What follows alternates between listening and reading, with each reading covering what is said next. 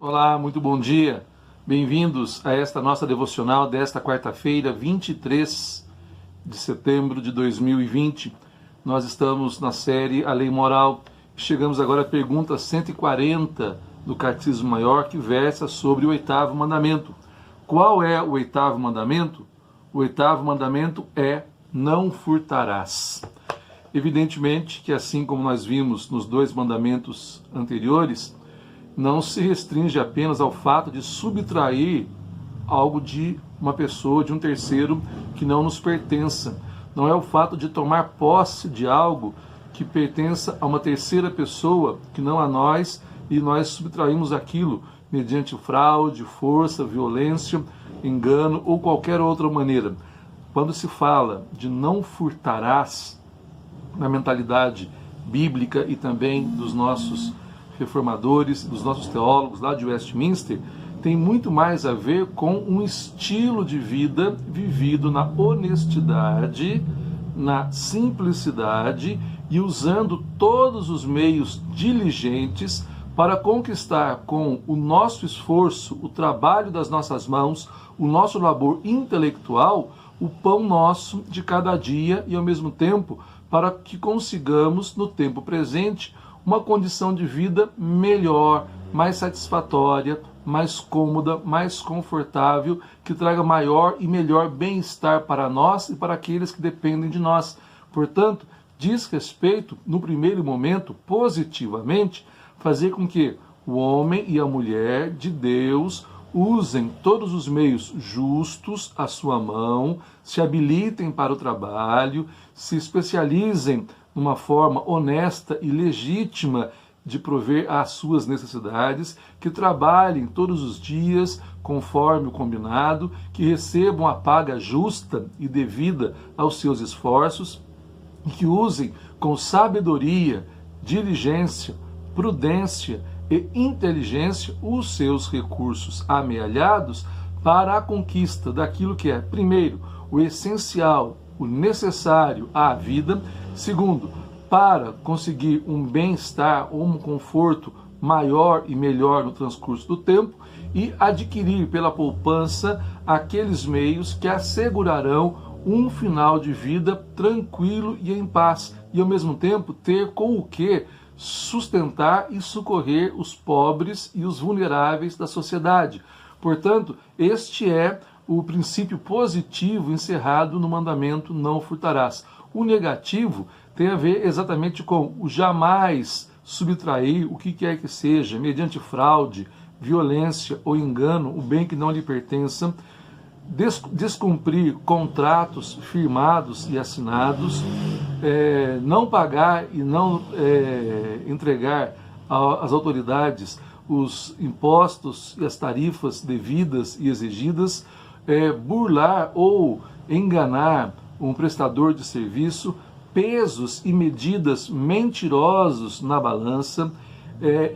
vender um produto fazendo uma propaganda enganosa a respeito da sua qualidade ou da sua funcionalidade, mas no fato vendendo consciente, sabendo que aquilo não entrega exatamente o que o outro espera, remover de maneira fraudulenta e criminosa marcos e medidas de uma propriedade e assim por diante. Todas estas coisas dizem respeito ao mandamento de não furtarás. O mesmo diz respeito a